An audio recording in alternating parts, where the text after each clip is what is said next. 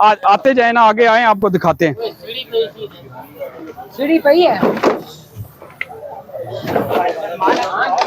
बेटा, ओए छोटे, इधर आगे आ जाए, बंदों को पीछे करें इधर। अभी आप देख रहे हैं कि ये खुद से ये सामान देखे, सीढ़ियाँ उतार रहे हैं, ये साइडें उतार रहे हैं, ये जगह वो हमें क्लियर दे रहे हैं। और यही हमारा जो व्यू है वो रोड का व्यू है। अभी आपको मैं दिखाता हूँ, जरा पीछे आप आ जाए हमारे साथ, कैमरा है वो दिखाए तो ये रोड देखें, सिमटेड रोड जो है ये सीधा जा रहा है, ये है असल शक्ल रोड की। और इसी रोड को हम लेके इस तरह सीधे जाएंगे और वो आपको जो पहले दिखाया है वो पुल के नीचे से रोड जाके ऊपर चढ़ जाएगा। साफ साफ माहौल भी हो जाएगा, गंदगी भी खत्म हो जाएगी और काफ़ी हद तक जो इंक्रोचमेंट है वो भी खत्म हो जाएगी। अच्छा ये बताइएगा शादी कि अब इसको आप मॉनिटर किस तरह से करेंगे? जाहिर है आप तो यहाँ से करके निकल जाएंगे। नो ऐसा नहीं होता।